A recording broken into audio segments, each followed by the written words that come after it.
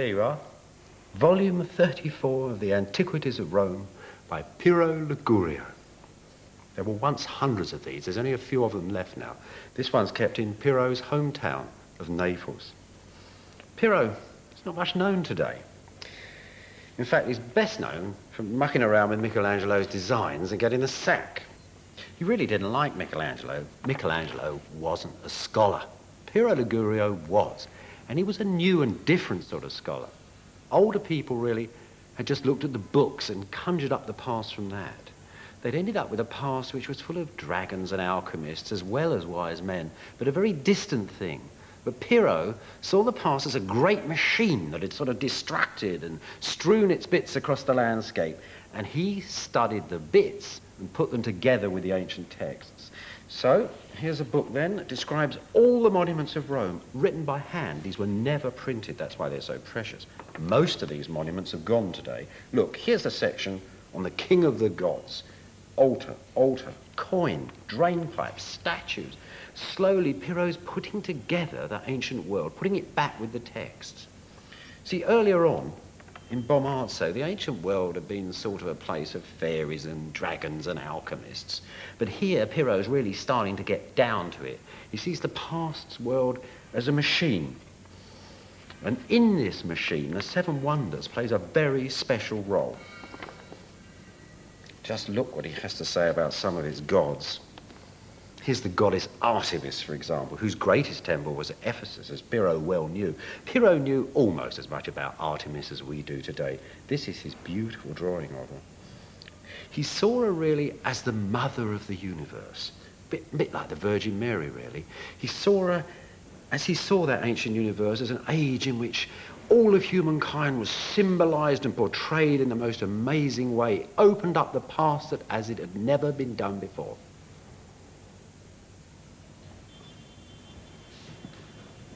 The climax of Pirro's work on antiquity is this extraordinary map which he had printed in 1561. It shows the city of Rome. For most Westerners, it was always thought of as really the climax of pagan civilization. For Pirro, of course, that meant it had to be filled with wonder, each one of these wonders somehow symbolizing the necessary bits of the great machine. So if we look across his map, it's not only a wonderful map of Rome, but it is filled with the wonders of the world. There, for example, was hanging gardens. To Pirro, this meant the beautiful balance of man and nature. There's some pyramids. They were not only granaries, like the Bible said, but held the wealth of the human soul. Lighthouses, too, to guide people through the streets and down the rivers. But you know, it wasn't just the map of Rome that really Pirro achieved this wonderful fusion of myth and archaeology. He did another map of the port of Rome that ran off the side. There, it's all put together. So many of the wonders. There's a colossus standing to tell you that you are coming to the center of civilization. There's a lighthouse, too, to guide your boat into the harbor and your soul towards civilization, too. And there's a great arcade embracing not only sailors, but the soul itself.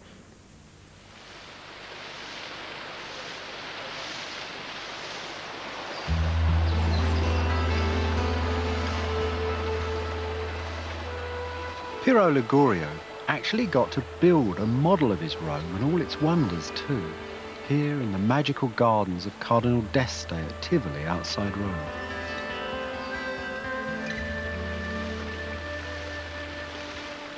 Sad to say, there's not much left of Pirro's Rome today. Enough, though, to see something of a dream.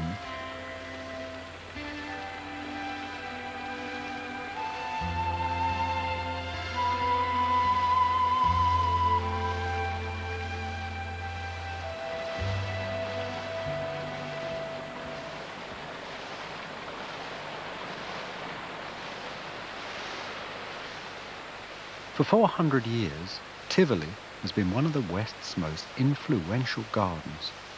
From here, the ghosts of wonder have seeped into the West.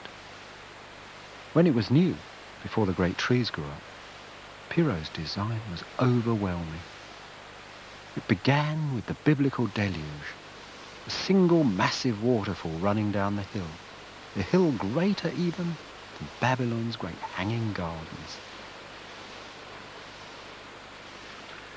Pirro's garden, in fact, is nothing more or less than a huge model of the universe, a cosmos with echoes of the ancient wonders. Pirro's model Rome stood for civilization.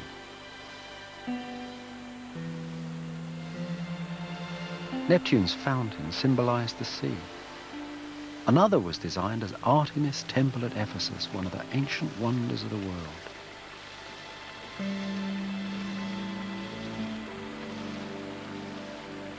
Hidden away now and far from her temple, Pirro resurrected Artemis to stand as Mother Nature, feeding all creation, the great goddess of the garden.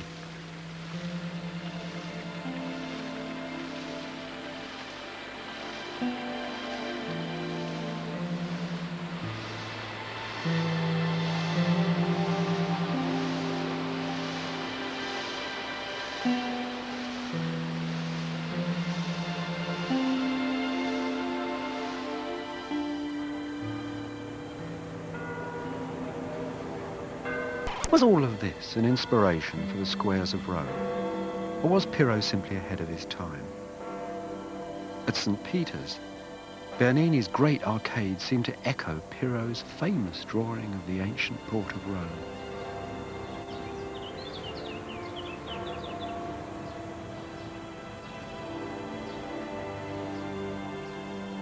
And all those wonders are still here too, now exorcised by Christian popes. The Egyptian obelisk, which Pirro called a pyramid, is crowned now with a golden cross. And Pirro's pagan port is now a haven for the faithful, ringed by colossal statues of the saints.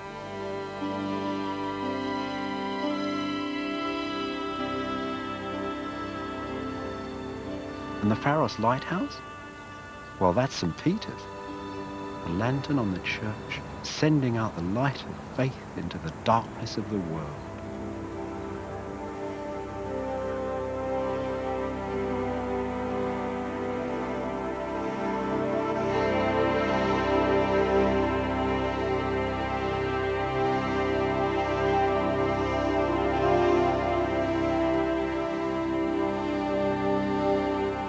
Street by street, square by square, all Rome was filling with dreams of wonder. A theatre full of brand new wonders, echoing the ancient ghosts.